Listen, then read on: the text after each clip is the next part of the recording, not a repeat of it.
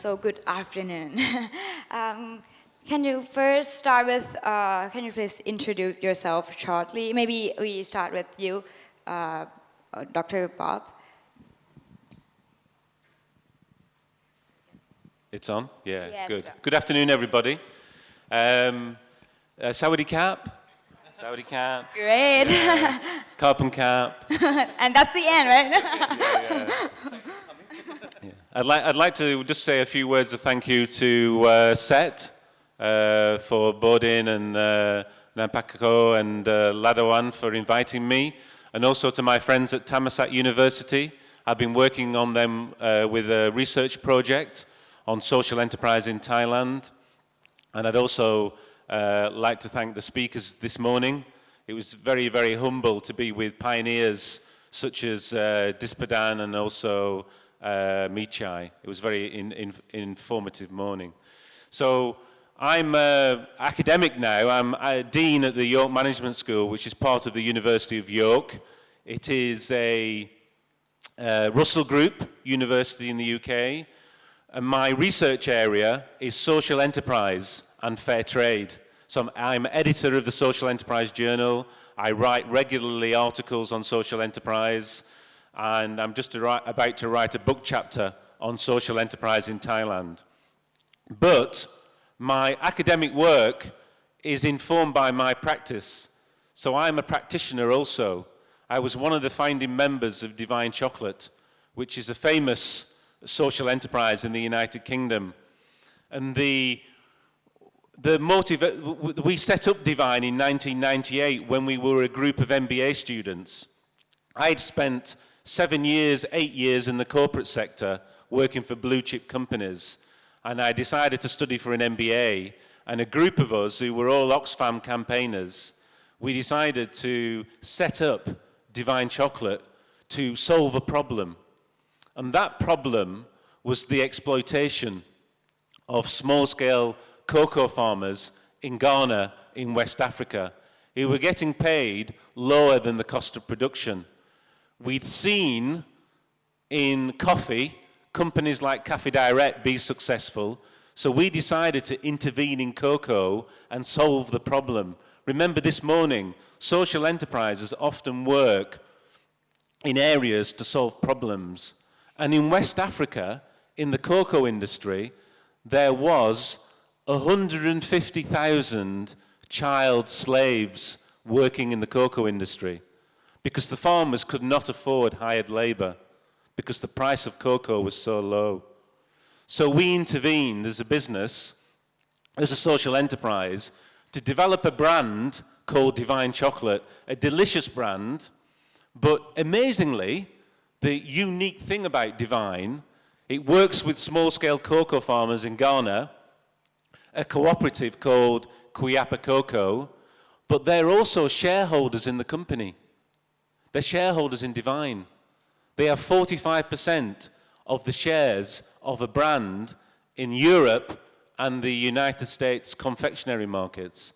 So that is innovation, social innovation, where you move farmers further up the value chain by making them owners of the brand. So they also get a dividend. Every year when Divine makes profit, the farmers receive a dividend in addition to the fair trade price. So Divine purposefully pays more for its raw materials. The private sector wouldn't do that. But Divine pays a fair trade price, as well as the farmers being shareholders in the brand. Now, importantly about Divine is the chocolate is delicious. If you ever get the chance to taste it, and I'm looking for a distributor in Thailand, this is one of my calls to action. If there's a distributor, one up there, very good, I'll be looking forward to meeting you later, is a quality product as well as a social mission. Thank you very much.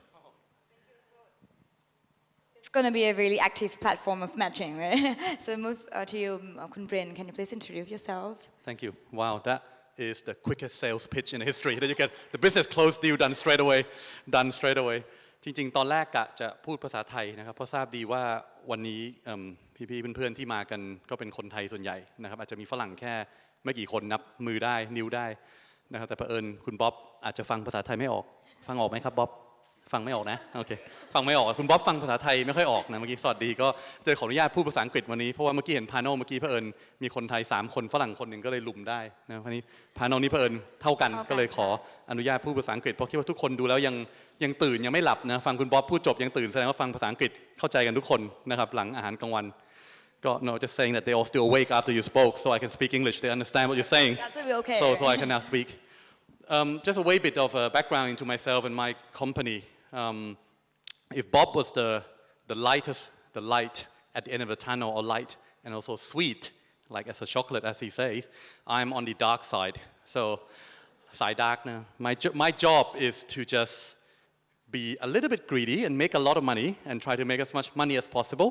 for my investors shareholders maximize shareholder values so when you think about investment bankers from Wall Street, you've seen the movie, you know, The Wolf of Wall Street. We're not that bad. We're actually a little bit better than Leonardo DiCaprio. But a lot of stuff we do, you know, whether it's on Sathorn Street, Silom, and all the investment banking stuff, you know, some people perceive that in a negative manners. And a lot of people obviously perceive investment in stock market from stock punting, you know, making short-term profits, making a quick bucks, you know, buy in the morning, sell in the afternoon, buy today, sell tomorrow, sell next week. So yes, while there are a lot of those activities that stockbrokers like myself, my company CLSA, Credit Lyonnais, originally French, now we are Chinese since the rise of the China. They've been we bought it from the French. A lot of these activities happen, but incrementally, if you look at the change in the trend of where even the retail money from the private wealth institution, the trust, the family office, as well as the institutional investors around the world, the trend is definitely shifting to invest in something that is more long-lasting, more sustainable, and yet still easy to understand because one thing that investors don't like is uncertainty, and they don't like what they do not understand. Now, how does this all work out to link to social and impact? Because when investors invest in something, typically a business would always have some impact in shape or form to the society that business operates in. Give and take, some oil company, I give an example. The oil and gas companies or the coal miners, they obviously looking to source, you know, a lot of we all use energy, we all use electricity. And a lot of your businesses is dependent on the stability of the supply of electricity to drive your factories, to drive an economy. So yes, while there is a sustainability angle to the need for the usage of those energy in your businesses, incrementally, I think there are increasing pressure, whether it's from the NGO, environmental group, whether it's from the government policies, and now it's coming directly from the financial investor or from the person who are investing in your company or investing in the growth of different economies for a cleaner and greener and a more efficient way of using the energy. Nobody is saying that we have to stop using oil. Nobody is saying we have to stop using coal. But the fact of the matter is, how efficient are you using those energy? Or can you use increasing portion into another renewables and other different projects? And I will dig deeper into how different big fund managers are doing those sort of things. But doing good business and creating good long-term returns for your shareholders in the next 1 or 2 or 3 years, for those of you who are listed firm, and for those of you who want to aspire to become a listed firm, like we have with us here, the owner of Millennium Auto, MGC. If you want to buy a good BMW, you know, Rolls-Royce, whatever, or the nice car, they're here. They want to be listed on the Stock Exchange of Thailand. The ESG, the carbon footprint, the way they conduct their business, will in the future be scrutinized, be looked at in stock market in a different ways than other companies who, you know, have been listed in the past. They may not have to look at the ESG, environmental, social, and governance matrices as before. Incrementally, there will be different questions, different way to value a company, the quantitative method that you all know about, you know, cracking the numbers, the PE multiples, the price to book, the dividend yield, And all those financial returns, yes, they still matter. The profitability returns will still matter. But increasingly as the pie of that, the whole spectrum of returns changes, the big investor, institutional investors will ask, how do you generate those profits? What kind of products are you doing? How are you impacting the society you operate in? How do you treat your suppliers? How do you deal with your customers? How do you treat your employees? How do you deal with the different issues of genders within your organization in terms of the sustainable issue that we raise? So I think incrementally in the next 1 or 2 or 3 years, those listed firms and the ones who are non-listed but want to be listed will incrementally need to integrate this into their strategy. So just a brief introduction on that, but CLSA as an investment banker and stockbroker, we write stock recommendation on buy or sell different stocks in the stock markets in Thailand, around the region in Asia, and some in America and Australia. Increasingly, we have a CG score, corporate governance score. And from that corporate governance score, we are incrementally changing that just CG score into an ESG score to encompass the environmental angle, the social angle, into the good governance, the anti-corruption angles. Those are being embedded in the analysts who write the report for your company. And as you go on roadshows, or as an investor, some are retail investor, some are listed firms, as you go on roadshows to meet institutional investor with us or with other brokers in the future, more questions will be asked about how you conduct your business. I'll leave it that way until. Very inspirational start ก็เขาก็ได้พูดถึงว่าคุณปรินได้พูดนะคะถ้าสมมติว่าคุณบ๊อบเป็นสายขาวที่ทำกิจการเพื่อสังคมเนี่ยคุณปรินอาจจะดูเหมือนเป็นสายดำเนาะจริงๆที่สายมืดที่มาแบบทำเรื่องการเงินแต่จริงๆแล้ว2 สิ่งเนี้ยมันไปด้วยกันได้ทั้งการเงินและก็ผลกระทบที่ดีทางสังคมนะคะ so we talk about the trend, right? So can we move on to Professor Bob to talk about the trend as well in a perspective of your customer and maybe also the investor in your Divine Chocolate business? Okay, thanks for the question. You will, because I'm a university lecturer, you will not be surprised that I'm going to use some slides to illustrate my point. So I apologize, and hopefully you will find it interesting. So Divine is a story of, small-scale farmers in Ghana becoming shareholders in a brand. And this is the product. So it's a high-quality, delicious chocolate with lots of product and flavor innovation. And this is the mission. So the mission is to improve the livelihoods of small-scale farmers in Ghana. So it's clearly a social mission. But we're trading. So the more chocolate we sell, the more social impact we will have with small-scale farmers in Ghana. So we have to attract the consumer. And this is what Divine has been very good at, is attracting particular segments of consumers that are interested in these particular issues of social and environmental concern. And I guess in the UK, we were lucky because there was a trend in the mid-1990s and late 1990s of consumers who wanted to buy product not just on price. They were factoring social and environmental concerns into their purchasing. And so we targeted these particular population segments, and I'm going to show you how we did that in a moment. But it's the same in Asia. Believe it or not, the same trend is now happening in Southeast Asia, in Indian subcontinent, and also in China. Let me show you some data. So this is the data. Now, this is data from GlobeScan. Now, GlobeScan is an international market research agency that has offices in Singapore, Beijing, New York, London, Paris, etc. They're also the agency that manages Unilever brands also.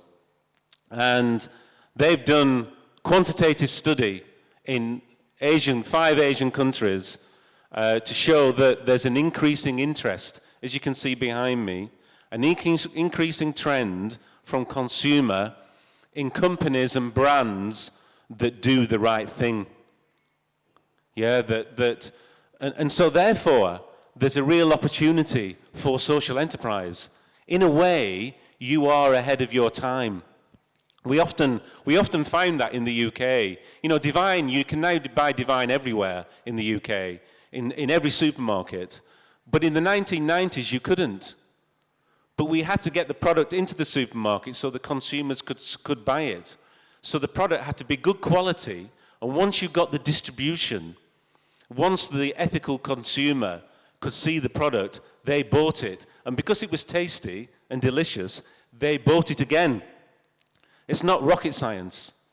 The consumers are there, and they are there in Asia. So be confident. You know, develop a very, evolve. I'll show you the brand in a moment on the next section.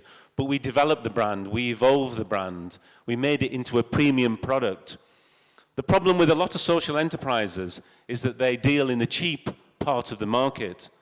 You should deal in the premium part of the market, because ethical consumers will pay more. They are prepared to pay more for their conscience, to have their conscience, to know that the conditions where their products are produced are fair, and you have a social impact. So don't expect social enterprises to develop cheap products. They develop premium products of high quality that make a social impact. And that is a very powerful combination. You know, people want to aspire to, these type of consumers want to aspire to buy something that makes a difference, but also is high quality. So who did we target? I think that's the next question. So this is also more data showing you there's an increase in interest again in this particular paying more. So people in Asia are prepared to pay more for these products. So they're more interested and they are prepared to pay more. So that should give you evidence and confidence to develop very good social enterprise brands. So this is who Divine targets. We target chocolate lovers with a social conscience. And they are mainly women, professional women, 25 to 45, as you can see here, or 25 to 54. And these are usually professional women, like the women who are in this room today, professional, educated, read newspapers like The Independent, The Guardian, The Financial Times, maybe have a degree, love chocolate, but they have a conscience. They want to do the right thing. And in the UK, there's, about 20 million of these individuals in the United Kingdom. So it's a good segment to target. You've got to be clear about your target segment. And that then knocks on to the marketing strategy, which I'm going to talk about later. But there's a trend, and you've got to be clear about your target segment. Thank you. You wanted to talk about the investors? Yeah, but first question, okay. Do you have the sample chocolate with you today? I am a chocolate lover myself. Yeah, this is always my experience in Thailand. I made the shipment to DHL from London, and I have if you do DHL, you have the tracking system. So I always this is the third time this has happened to me. And I thought I would be third time lucky, but no. So the tracking system says, left London on Friday, arrived in Bangkok on Monday, airport, yet to clear customs. So maybe, I'm thinking, because it's so delicious, it has all been eaten by the customs team at the airport. Maybe. เขาบอกว่านะคะจริงๆแซมเปิลช็อกโกแลตเนี่ยเขาเอามาแต่ว่ามันมาถึงไทยนะแต่มันหายไปไหนไม่รู้ในแอร์พอร์ตมันไม่ได้ออกมา กับเขาด้วยก็เขาบอกว่าสงสัยมันจะอร่อยมากนะคะคนที่ทำงานอยู่ตรงแบบดูล่างสุดรายการก็อาจจะชิมไปแล้ว ก็ไม่เป็นไรถ้ามีใครอยากเป็นพาร์ทเนอร์เขาให้เขานำเข้าเป็นคอนทริบิวเตอร์ให้ก็สามารถติดต่อได้ Okay, so we move on to the trends of investor like you mentioned. Can you give us some insight of the trend that have been changing regarding the different types of investor and maybe in Thai context as well? Yes.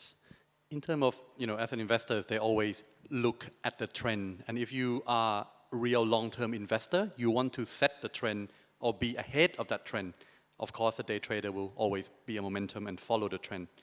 If you look at the way that the financial markets have worked over the last 5 or 6 years, it's almost been driven by mob. I call it octocracy, as opposed to democracy. Octocracy is like a mobs, rules by the mobs. And if you understand what I mean by that, is that if you look at any different angles of actions, social, politics, and companies' activities, it's been driven sometimes, not just by the majority shareholders, it's the voice that from the minority that are driving up changes. And most of the changes are good. I'm not saying all the minority voices or noises are good, but you have to pay attention to them much, much more. And especially in today's world, where technology is creating an even more disruptive forces, it will speed up that change.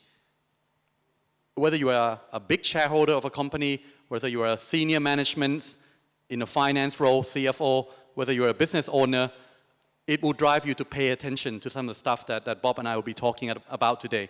And the matrices of your performance measurements will change more. It's already changing, if you haven't noticed. I'll give you one sample. One of the world's largest sovereign wealth fund, I can mention the name here because I think they have spoken in Thailand before, called Norges. So Norges is actually in Norway, one of the largest sovereign wealth fund in the world. When they give out mandates to their fund managers, i.e. they have external outsource the money to their fund managers around the world, one of the matrices that they push those fund managers to work towards more on is on the social responsibility angle. Even on coal, of course, not just know that the coal-fired power plants or different angles of coal will still exist, but they're pressuring much more mandates in an area where no longer can those fund managers invest in a company that has anything to do with coal. Or sometimes, if you cannot get rid of the wastage that occur because of that emission or that carbon footprint. In the USA, for example, the regulation landscape in that country is changing in such a way where most companies, I think all the companies that are listing, have to disclose their carbon footprint. There's a level of emissions that can be acceptable. Or perhaps some company may have negative carbon footprint, that you're doing such a good thing that I impact the greens, the environment in such a ways. I'm sure we have with us here Kun Gao, who also from the Security Exchange Commission of Thailand, SEC. I'm sure the Thai SEC are looking at this angle in terms of how, in the future, some companies listed perhaps may also have different requirements on the listing disclosure rules, that you have to disclose how the carbon footprint, the emission levels, and the ways you impact our societies are doing. Those are just changes already happening in some country. It is definitely going to come into the Asia region and into ASEAN and Thailand. For the pressure from the fund managers, the regulators is coming. From the corporate angle, this morning I was hearing, I'm not sure who it was, who say that a company perhaps should have a SE, social enterprise unit, within the firm. My personal viewpoint on this is that actually it should be a DNA of your firm, or actually it should be in the everyday life of how you conduct your business. Because, as I mentioned, in today's world where technology, live feeds from Facebook, Instagram, Twitter, anything, and you've seen how politics in different countries develop, how Donald Trump is potentially could be the next president of the United States of America. How fun would that be? Brexit in the UK, how that is actually driven and voted by actually perhaps the less well-off part of the society within Britain. In Philippines, they just voted in a very radical, new style, non-political-like kind of character who has a very strong stance on social issues, anti-corruption issues, and how to deal with social issues in a very strong manner. Like it or not, I'm not going to mention about Thailand because this is not going to be politics. And as we approach things in Thailand, there will be that political pressure. I'm not just talking about NGO. The pressure within different firms will be real. And it's actually beneficial to do good things that are impactful. I'll give you an example. A company called Namtan Buriram Sugar, a listed firm on the SET. They're already implementing some of this philosophy without even call it SE. You know, it's a social enterprise. It's nice to have a term for it, but as we say, we don't want to spend 10 years that has already debated about what SE mean or what social enterprise mean. You know, that doesn't matter. You can debate another 10 or 15 years. You never reach a conclusion. But the practices that BRR are doing. They're doing, not just preaching it, they're actually practicing it in their own, because as one of the larger sugar producer in Thailand and biomass, they have to take care of their workers. How do they take care of their workers, their factory workers, the farmers? All these matrices will in the end result in financial return. I've discussed with my friend here, who is a senior management from CSS, one of the software technology firm, how you don't just think about the 1p of profit anymore. It's the people and the planet, i.e. the environment angle, that you have to look at. Because with a business firm like Buriram Sugar is looking at, farmers, different factory workers, they shift firms very easily sometimes. I can find new jobs quite easily with the tightness and difficulty of finding good labor. They started a program to have schools that would empower the good quality schools in the community in Buriram. Some of you may know that Buriram used to be one of the poorest city in the northeast of Thailand. Now it's one of the wealthiest. And it's not just about football and car racing and the F1 track. There is a bit of that going on, of course. But in the farmers area, rural areas of Buriram, if you go out and see the biomass plant of Buriram Sugar, and you see the schools they do, you see the ways they can buy the products from the farmer, the way they teach the farmer, the way they also try to cultivate or implement some of the Gesed in sea or the kind of clean, non-chemical use, in the way of processing the cane, the sugar canes that come out in the end. So that is important. You take companies like Ban Pu. Ban Pu is a coal company. They have assets who are coal. They are also diversifying into gas, diversifying to shale gas and other areas of powers, not just in Thailand, but also abroad in the USA, in Laos, projects. And Ban Pu is one of the earlier listed firms that are pioneer of a sponsor to organize the business competition for social enterprise in Thailand, quite successfully as well. A lot of social enterprises who have won Ban Pu have gone on to become profitable and contributing in a positive manner for the society.